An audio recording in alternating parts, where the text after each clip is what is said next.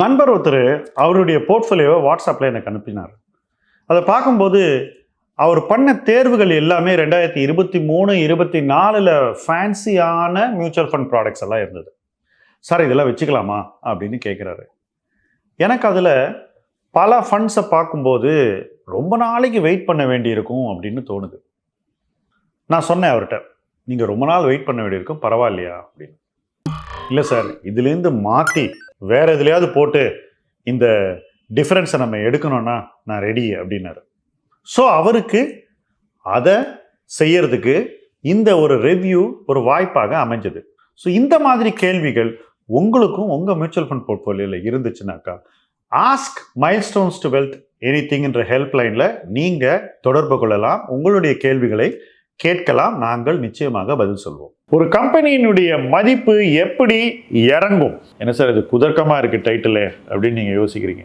எல்லாரும் என்ன நினைப்பாங்க, ஒரு கம்பெனியுடைய வேல்யூவேஷன் எப்படி ஏறும் அதைத்தான் தெரிஞ்சுக்கணும் அப்படின்னு நினைப்பாங்க. ரொம்ப நேச்சுரல் இல்லை, நம்ம கீழே வாங்கினா மேலே போச்சுனாக்கா நமக்கு லாபம் கிடைச்சிரும். அதனால் எப்படி மேலே போகுன்றது மட்டும் தெரிஞ்சுக்கிட்டா போதும் அப்படின்றது தான் பொதுவாக எல்லாருக்கும் இருக்கக்கூடிய ஒரு எண்ணம். பட் ஆக்சுவலாக எப்படி ஒரு கம்பெனியுடைய வேல்யூவேஷன் இறங்குன்றதை தெரிஞ்சுக்கிறது தான் என்னை பொறுத்த வரைக்கும் ரொம்ப முக்கியமான தேவை. என்ன ரீசன் தெரியுமா? நீங்கள் ஒரு ஸ்டாக்கை வாங்கிடுறீங்க 20 ரூபாய்க்கு, அது 100 ரூபாய்க்கு போயிடுது. அந்த இடத்துல உங்களுக்கு என்ன தோணுது? செம்ம மல்டி பேக்கர் கண்டுபிடிச்சிட்டோம், ஆல்ரெடி 5x வந்துருச்சு, நான் இப்போ லாங் டேர்ம் 10xக்கு வச்சுக்க போகிறேன் அப்படின்னு. ஒருவேளை அது ட்ரேடிங் ஸ்டாக்காக இருந்துச்சுன்னு வச்சுக்கோங்களேன், அது 100 ரூபாயிலேருந்து மறுபடியும் 40 ரூபாய்க்கு வந்துடும். இல்லை அந்த இண்டஸ்ட்ரி ஒரு சைக்கிளிக்கல் இண்டஸ்ட்ரி, சுகர், ஸ்டீல் அந்த மாதிரி ஒரு இண்டஸ்ட்ரி இருந்துச்சுனாக்கா உறுதியாக இது மாதிரி நடக்கும். இன்ஃபேக்ட் பேங்கிங்கில் கூட இது தொடர்ந்து நடக்கும். ஏன்னா பேங்கிங் ஒரு சைக்கிளிக்கல் இண்டஸ்ட்ரி, நிறைய பேர் அதை புரிஞ்சுக்கிறது இல்லை. எக்கனாமிக் சைக்கிள்ஸோடு தானும் இயங்கக்கூடிய ஒரு தொழில் தான் பேங்கிங். ஸோ எல்லாரும் என்ன பண்ணுறாங்க, ஒரு சைக்கிளிக்கல் இண்டஸ்ட்ரியில் கீழே வாங்கிட்டு மேலே போகும்போது விற்காமல் விட்டுடுறாங்க. அதுக்கப்புறம் அது கீழே வரும்போது மிஸ் பண்ணிட்டோமே, விற்றுருக்கலாமே, சே யாராவது சொல்லியிருக்கக்கூடாதா, இப்படி நம்ம வேறு யாராவது நமக்கு உதவி இருக்கணும் அப்படின்னு நினச்சிக்கிறோம். பட் ஆக்சுவலாக ஒரு விஷயம் சொல்கிறேன், செல்லிங்கில் ஒரே ஒருத்தரால் தான் நமக்கு உதவ முடியும். அந்த நபர் வேறு யாரும் இல்லை, நாம தான். So the only person to help us is ourselves. எப்படி ஹெல்ப் பண்ண முடியும்?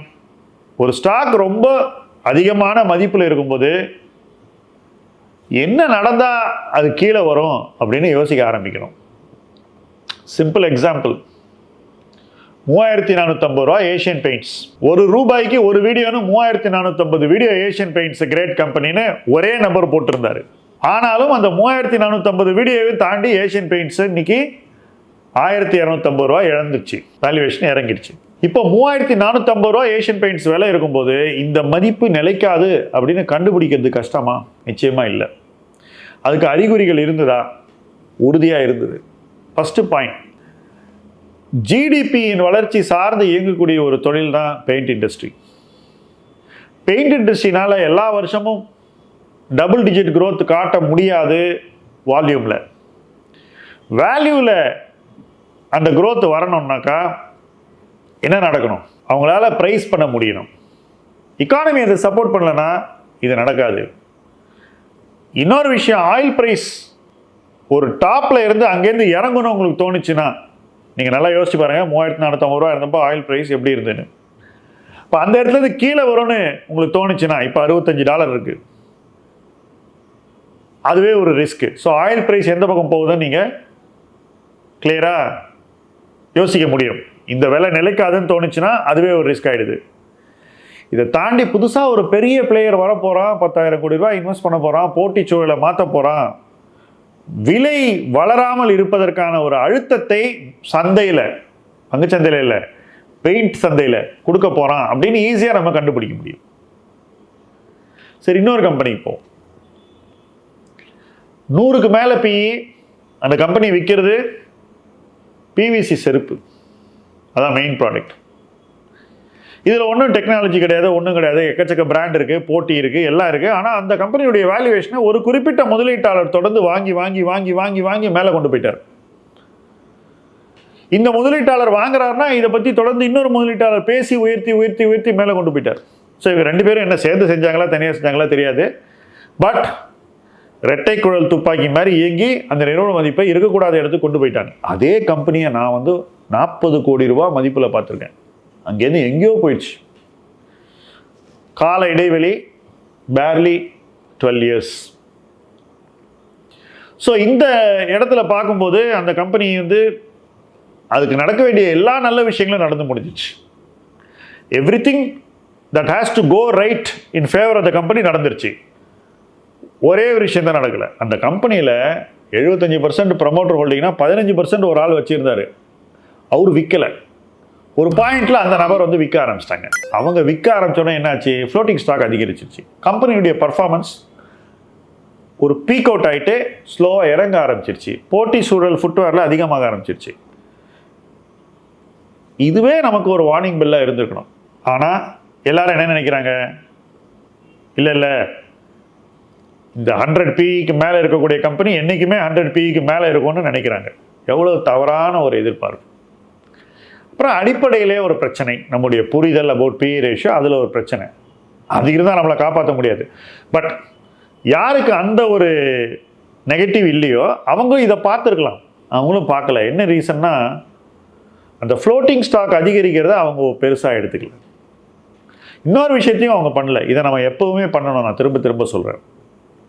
இங்கே ஒரு இண்டஸ்ட்ரிக்கு ரொம்ப ஹை வேல்யூவேஷன் தான். இன்னொரு எக்கானமி மேபி அந்த இண்டஸ்ட்ரி இருக்கக்கூடிய இன்னொரு நாட்டில், உதாரணத்துக்கு யூஎஸ் மார்க்கெட்டில் போய் நீங்கள் பார்க்கலாம். என்னை பொறுத்த வரைக்கும் ஃபுட்வேர் ஸ்டாக்ஸில் என்ன நெகட்டிவ் ஆக்கினது யூஎஸில் இருந்த வேல்யூவேஷன். இன்றைக்கி போய் பாருங்கள், நைக்கி, கிராக்ஸ், எல்லா கம்பெனியும் சிங்கிள் டிஜிட் பிஇயில் இருக்குது. ஆனால் நம்ம ஊரில் பார்த்தீங்கன்னாக்கா கண்ணா பின்னா நிறுவன மதிப்பு இன்னைக்கு இருக்குது. பாட்டாவுடைய மதிப்பே குறைஞ்சிக்கிட்டு வருது. ஆனால் இந்த கம்பெனியை பற்றி அதையும் பொருட்படுத்தாமல் நிறைய பேர் புலிஷாக இருந்தாங்க. இன்ஃபேக்ட் இன்னைக்கு அந்த பெரிய முதலீட்டாளர் அப்படியே உட்காந்துருக்காரு. அவர் யாருக்கு விற்பாருங்கிறது $1 million question, probably $1 billion question. எப்போவுமே ஒரு விஷயம் சொல்கிறேன், விலையை ஒரு முதலீட்டாளன் உயர்த்தக்கூடாது. அதாவது நீங்கள் ஆல்ரெடி ஓன் பண்ணுற ஒரு ஸ்டாக்கினுடைய நிறுவன மதிப்பை நீங்களே வாங்கி வாங்கி உயர்த்தக்கூடாது. உங்ககிட்ட ஒரு அளவுக்கு ஸ்டாக் இருக்குன்னா அதை இன்னொருத்தன் வாங்கி உயர்த்தினானா அது ஓகே. பல பேர் சேர்ந்து வாங்கி உயர்த்தினா அதுதான் best. Well distributed growth in valuation is always the best. ஆனால் ஒரு சில நபர்கள் ஒருத்தருக்கு ஒருத்தர் பேசி வச்சு ஒரு நிறுவன மதிப்பு உயர்த்தும் போது அது நிலைக்காதுங்கிறது அடிப்படையில் நமக்கு தெரியணும். இப்போ இவ்வளோ நடந்திருக்கு, இங்கேருந்து தப்பு தான் நடக்கும் அப்படிங்கிறது அந்த ஃபுட்வேர் ஸ்டாக்கில் எல்லாருக்கும் புரிஞ்சிருக்கணும். ஆனால் ஒருத்தரும் புரிஞ்சிக்கல. நிறைய ரீட்டைல் இன்வெஸ்டர்ஸ் இந்த வீடியோஸை பார்த்து அந்த ஸ்டாக்கை வாங்கி மாட்டிக்கிட்டாங்க.